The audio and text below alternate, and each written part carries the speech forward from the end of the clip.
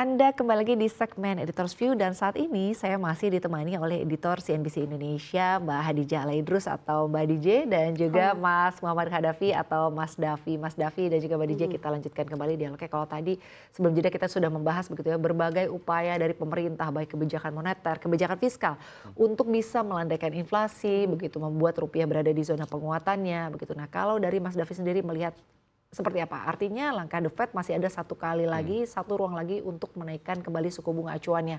Entah mungkin di tahun ini, di sisa tahun 2023 atau mungkin di awal tahun di tahun 2024. Nah, Anda sendiri melihatnya apakah perlu bagi Bank Indonesia untuk kemudian mengekor atau mengikuti langkah dari The Fed yang akan kembali menaikkan suku bunga acuannya mengingat memang menjaga gap suku bunga itu juga cukup penting begitu ya. Betul. Kita lihat apabila kita tidak menjaga gap maka akan terjadi capital outflow dan tentunya ini juga bisa mengkhawatirkan pasar keuangan kita. Pasar keuangan kita dan juga pasar saham kita kan harus tetap menarik gitu. Nah, bagaimana Anda melihat apakah Bank Indonesia nanti juga bisa saja mengikuti langkah dari The Fed?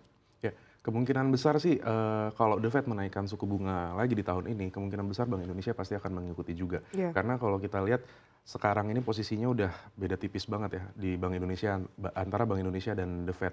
Jadi kalau The Fed naikin lagi itu artinya akan sama dengan posisi Bank Indonesia. Iya. Nah, ini posisinya jadi kurang menguntungkan bagi negara kita karena pasti akan ada capital outflow yang mengalir keluar dibanding ditahan di dalam negeri. Jadi kalau kita lihat memang Bank Indonesia tidak punya pilihan ya karena mau maju kena juga mundur kena. Sementara inflasi sebenarnya udah aman nih, cuma rupiahnya ini yang mesti dijagain. Kalau sampai tidak ikut dengan kebijakan The Fed, rasanya rupiah ini bisa naik mungkin lebih tinggi lagi dibanding posisi saat ini. Baik, tapi kalau boleh dikomentari begitu sebetulnya posisi rupiah nih saat ini boleh dibilang masih cukup resilient ya kalau dibandingkan beberapa negara yang memang melawan dolar Amerika Serikat. Saya ingin ke Mbak DJ. Mbak DJ, kalau kita lihat sebetulnya inflasi untuk di tanah air sendiri boleh bilang sudah mulai agak dingin walaupun belum sesuai dengan target ya Mbak DJ ya. Anda sendiri melihatnya apakah juga Bank Indonesia mungkin perlu ada kebijakan-kebijakan lain lagi terkait dengan upaya untuk bisa melandaikan atau mendinginkan inflasi di tanah air? Anda melihatnya seperti apa Mbak DJ?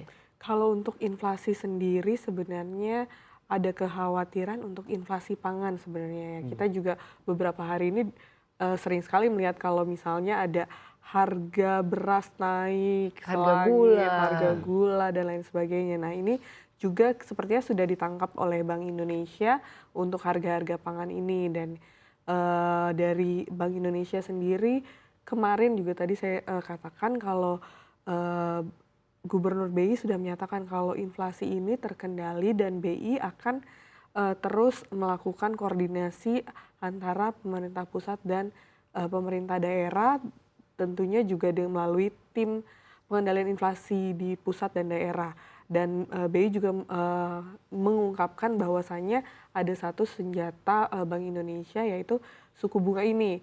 Namun saya melihat untuk BI sendiri menaikkan suku bunganya dalam waktu dekat sepertinya BI akan cenderung wait and see gitu, menahan-nahan karena mungkin kemarin juga kita Bank Indonesia ada peluang nih untuk menaikkan suku bunga tapi lebih ke arah tahun depan sesudah pemilu karena ini kan ada tahun politik ya dan BI juga akan sangat berhati-hati dalam hal ini. Baik, artinya Bank Indonesia masih ada peluang untuk bisa kembali menaikkan suku bunga acuannya, mengikuti sikap dari The Fed begitu ya, tapi juga mungkin masih lihat-lihat dulu begitu ya akan seperti apa. Apakah ini sebetulnya seperti si malakama ya, maju kena mundur kena ya. Apabila ditahan juga mungkin kurang baik juga terkait dengan menjaga spread gitu ya, tapi juga apabila dinaikkan ini juga akan berdampak tentunya kepada kredit ya. Tapi Mas Davi, Anda sendiri melihatnya dengan sikap The Fed yang menahan suku bunga acuannya dampaknya ke pasar saham kita, ke pasar keuangan kita ini seperti apa? Ya, sejauh ini dengan keputusan The Fed memang kemarin IHSG sempat anjlok ya begitu ada keputusan The Fed. Cuma rasanya kalau saya lihat ini tidak banyak terpengaruh sih antara IHSG ini dan keputusan The Fed karena pergerakan turunnya pun masih pada rentang yang sama di beberapa pekan terakhir ini. Jadi kalau saya lihat sih IHSG masih lebih resilient lah untuk dari keputusan The Fed ini.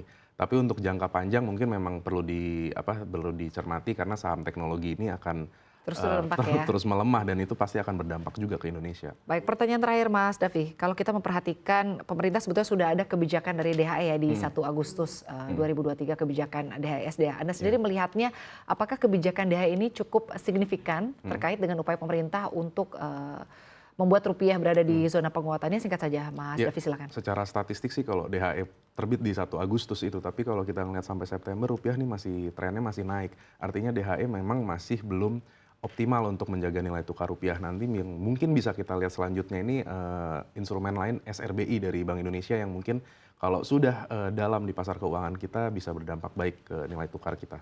Baik, terima kasih banyak Mas Davi dan juga Mbak DJ untuk pencerahannya di pagi hari ini ya, Sama-sama. seputar sikap dari The Fed, bagaimana pasar keuangan kita dan juga bagaimana posisi dari rupiah. Terima kasih, salam sehat dan sukses selalu untuk Anda. Selamat